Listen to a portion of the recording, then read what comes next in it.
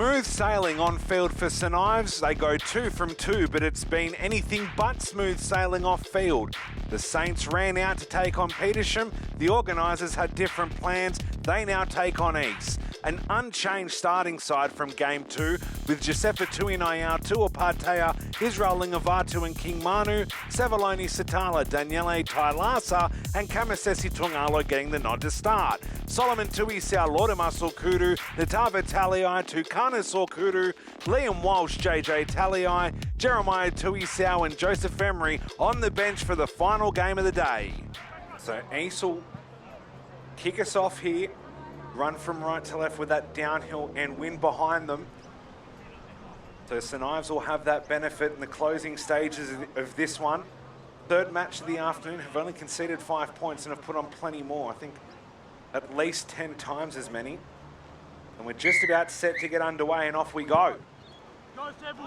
Hangs up in the breeze and is retained possession by St. Ives off the kick-off, and already a line break here, and this could be a problem already.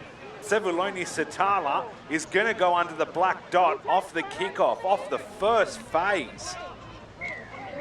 It's 5-0 St. Ives in the space of, what, 25 seconds? We knew they had points in them. They've had plenty of them today. We didn't know they had them up their sleeve right from the get-go. Well ahead of the clock at the moment, and they kick off now, but this one's going to hang up right over that 10 metres line. So it'll be a free kick and optional restart at centre field.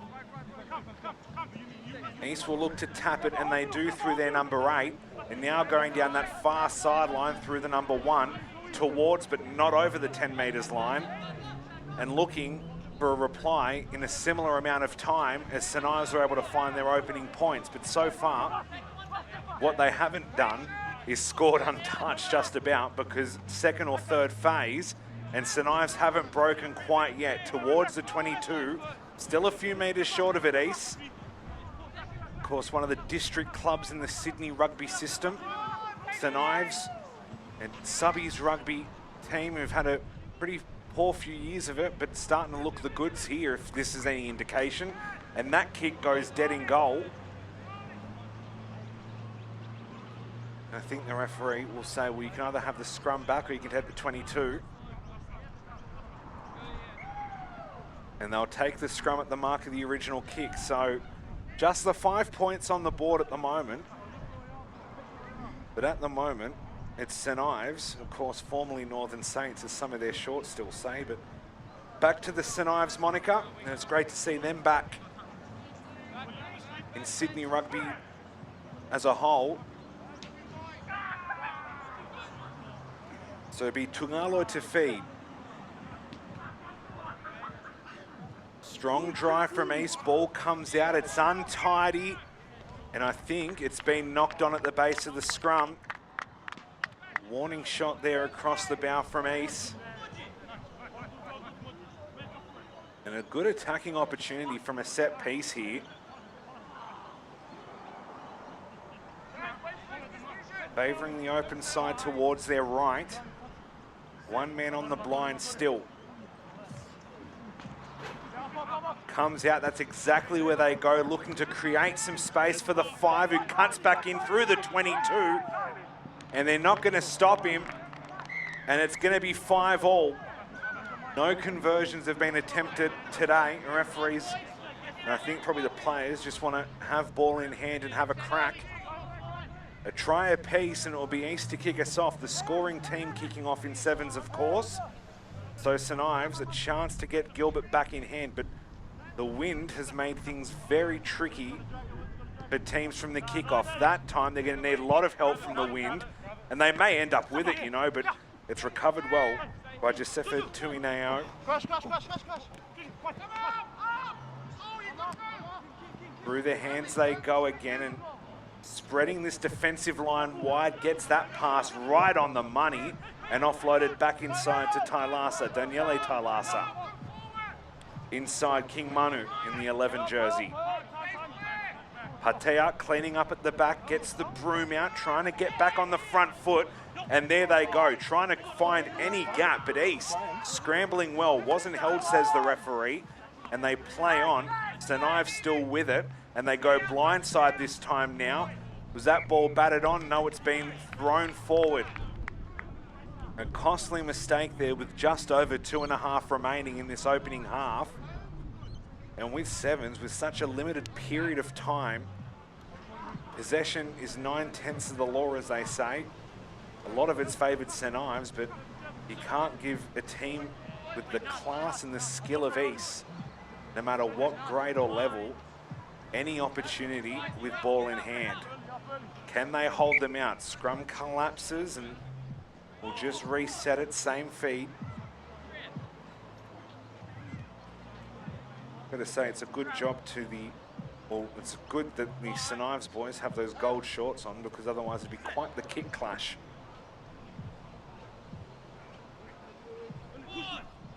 It's a very untidy scrum and even less tidy distribution, and East on the back foot now, but still with possession. They've lost about 15, 20 metres maybe from their own scrum. That one comes over the shoulder. Referee's gonna give it the okay for now, as that wind howls in again. Been picking up gradually throughout the day, and it feels like it's coming to a bit of a head now. Maybe a few little drips of rain as well, and that'd make things interesting, considering the running nature of sevens. East just not making any forward progress at the moment, but the wind is almost very kind on that and gives them a pretty clean run. It's a great cover tackle by JJ Tulliai, and it's a penalty to St. Ives. Here they go, 35 away from their own line. They've got a long way to go, but they've got the numbers outside. And here go the Saints in the number 10. Lingavatu breaks his first up tackle, pops it inside to Manu. Manu has to look again for Lingavatu, who throws it inside to Partea. Partea is going to go under the black dot. Well, we said that it was dangerous to give East a chance with ball in hand, and then St. Ives go, well, anything they can do, we can do better. And it's 10 points to 5 with about half a minute remaining in this opening 7.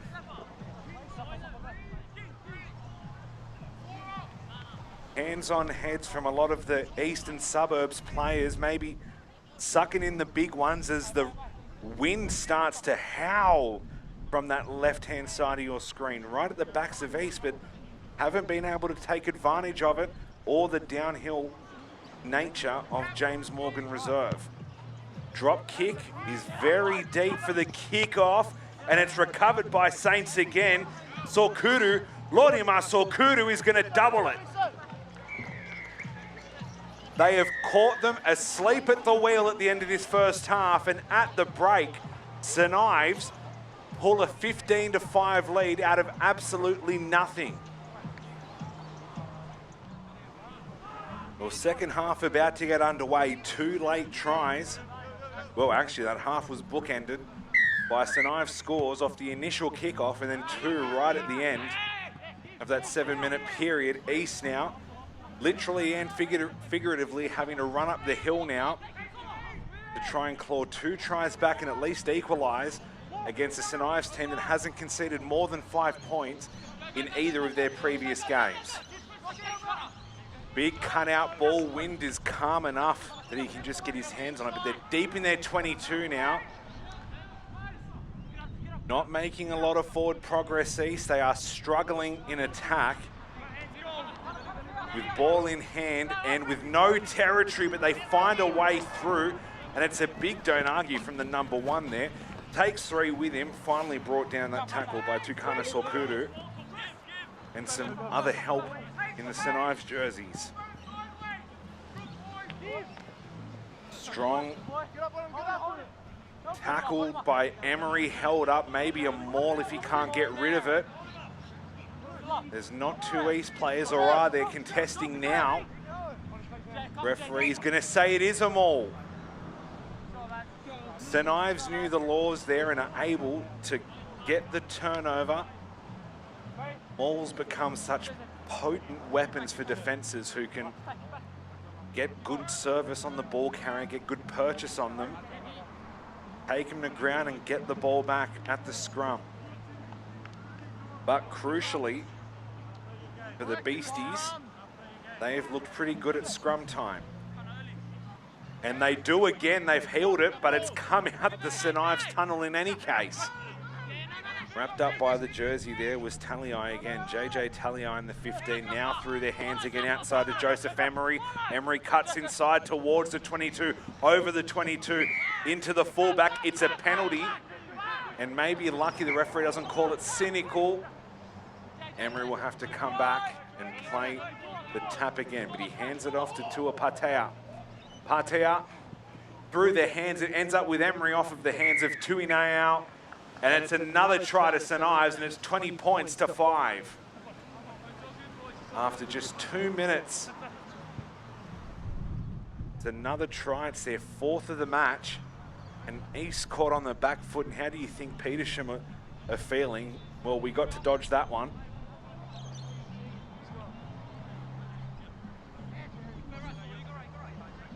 Looks like Henry's going to get a spell on the sideline as well. Fairly well deserved, you would say. He was in the thick of it throughout those early phases of possession in the second half. And St. Ives, a scoring side. Kick-off once again. It's fielded by the number 9 for East, but he's wrapped up by Lorima Sokuru. Through their hands, East go, trying to find a way through, but the scramble defence from St. Ives has been absolutely fantastic all day, and East in possession and running almost the wrong way, literally sliding downhill. It's a knock-on advantage playing out, and that will end with the double knock-on. No advantage gained, it's another scrum.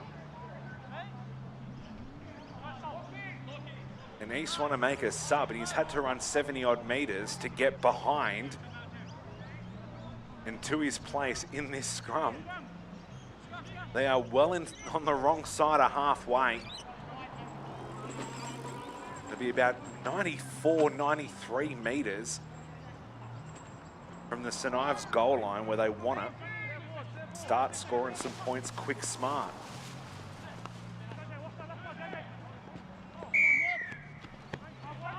Short arm penalty.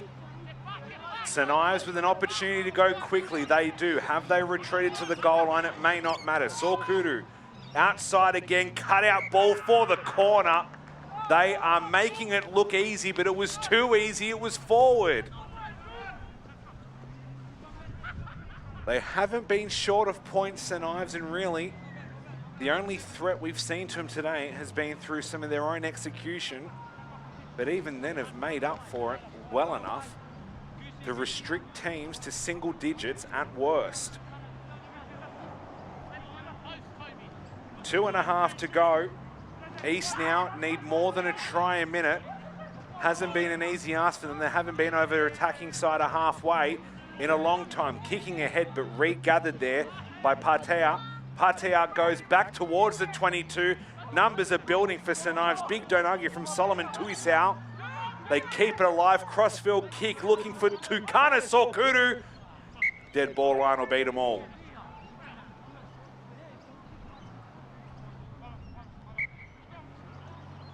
Scrum option will be taken by East. They've got 2 minutes to score 3 tries. You'd have to say this one is just about beyond doubt. And the DY Open side look like they will go 3 from 3. They defeated Maryland's to start the day. Then DY have had to sit on the sideline for a while after the organisers basically said, you guys playing Petersham wouldn't be a fair matchup, so we're going to put you against East to close off the afternoon. And maybe an upset of pretty decent proportions, a subby side beating a Sydney District side, and it's only going to get a bigger lead now. Tukana Sorkuru is going to put it to 25-5 with a minute or so remaining.